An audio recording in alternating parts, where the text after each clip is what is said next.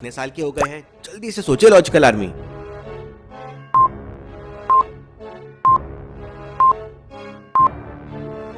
Cake में 18 मोमबत्तियां लगी हुई है, मतलब अथर्व 18 साल का हो गया है। राजकुमार के बर्थडे की खुशी में पूरे आलिस्तान में पटाखे फूट रहे हैं। तभी राजा अथर्व से कहते हैं, बेटा, इतने साल तक तुमसे मैंने झूठ बोला था कि तुम्हारी माँ मर चुकी है, लेकिन आज पूरे 18 साल हो गए हैं तो मैं तुम्हें सच्चाई बताऊंगा। तुम्हारी माँ का नाम जास्मिन था। वो बहुत खूबसूरत और बहुत इंटेलिजेंट थी। जब जास्मिन से मेरी पहली मुलाकात हुई थी तब उसने मुझसे पहेली पूछी थी। पहेली है, ऐसा कौन सा फल है जो दुनिया में सबसे ज्यादा मीठा होता है? ये फल इतनी आसानी से मिलता भी नहीं है। तो सोचिए लॉजिकल आर्मी और मुझे बताइए ये कौन सा फल है?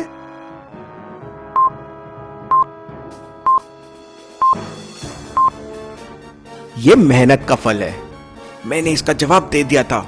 उसके बाद जास्मिन और मेरी शादी हो गई थी। ये बात काली दुनिया के शैतान गोगो को पता चल गई थी। वो भी जास्मिन से शादी करना चाहता था। तो गोगो ने हमारे राज्य पे आक्रमण कर दिया और जास्मिन को एक शीशे की बोतल में कैद कर दिया और वो शीशे की बोतल को किसी अनजान जगह पे छुपा दिया। तब राजकुमार अथर्व अपने पिता से कहता है, तो आपने कभी माँ को चुराने की कोशिश क्यों नहीं की? तब वो कहते हैं, जहाँ तुम्हारी माँ को छुपाया है वहां तक पहुंचने के लिए 6 अलग अलग तरह की दुनिया को पार करना होगा। मैं तुम्हें महल में छोड़कर तुम्हारी माँ को बचाने के लिए निकल गया था और सबसे पहली दुनिया के दरवाजे तक भी पहुंच गया था। दरवाजे के बाहर एक पहेली थी। धूप से वह पैदा होता है, छाव देखकर मुरझा जाता है, हवा से उसकी कभी नहीं बनती, हवा देखकर वो मर जाता है। तो क्या बता सकते हैं ये क्या चीज है? सोचिए लॉजिकल आर्मी।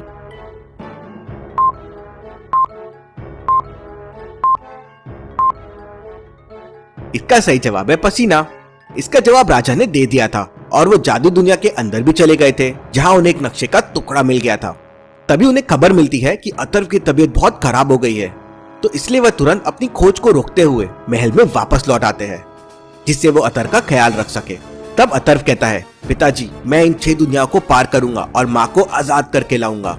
राजा अथर्व को महल के एक तहखाने में लेके जाता है, जहाँ एक संदूक रखा हुआ था, लेकिन संदूक लॉक्ड है। क्या आप संदूक को देख के उसको खोलने का कोड पता कर सकते हैं लॉजिकल आर्मी? सोचिए और मुझे आपका आंसर कमेंट करके बताएं।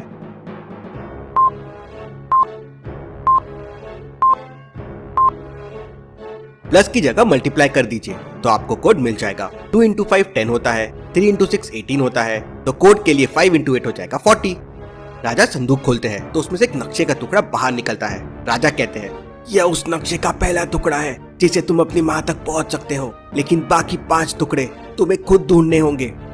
निकलने से पहले राजा एक जादुई तलवार अथर्व को देते हैं। ये तलवार का नाम छूमंतर है।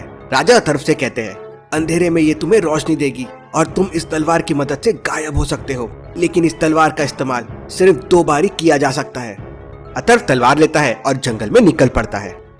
अथर्व पहली बार अकेला निकला था तो थोड़ा डर रहा था।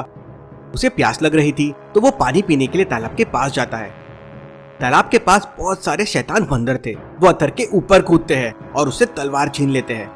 और फिर एक बंदर अथर्व के पैरों को बांध देता है और उसे ट्री पे उल्टा लटका देता है। बंदर सब वापस ट्री पे चढ़ जाते हैं। अथर्व बेचारा वहाँ फंस गया है। अब क्या करेगा अथर्व? वहीं दूसरी तरफ रिया भी 6 जादुई दुनिया की खोज में थी। जादुई दुनिया का नक्शा खजाने के पास भी लेके जाता है। रिया को अब तक उस नक्शे का एक भी टुकड़ा नहीं मिला था। रिया चलते चलते एक ब्रिज के सामने पहुंच जाती है। ब्रिज को पार करने के लिए स्टोन 3, 9, 2, 4, 5, 25 और फिर 6 पे रिया जंप कर लेती है। आगे रिया को 2 स्टोन दिख रहे थे, 36 और 32।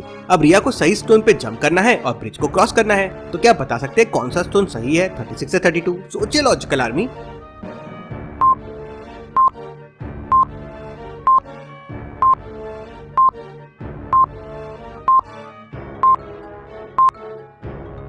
पहला नंबर है और फिर उसका स्क्वायर है। जैसे 3 का स्क्वायर 9, 2 का स्क्वायर 4, तो 6 और 6 का स्क्वायर हो जाएगा 36। तो रिया और ब्रेवो स्टोन 36 पे जंप करते हैं और ब्रिज को पार कर लेते हैं। तभी वहाँ से खबरी उड़ता हुआ आता है और रिया को अथर्व के बारे में बताता है। रिया तुरंत अथर्व को बचाने के लिए वहाँ से निकल जाती है। शैतान बंदर रिया को अथर्व के पास आने नहीं दे रहे थे।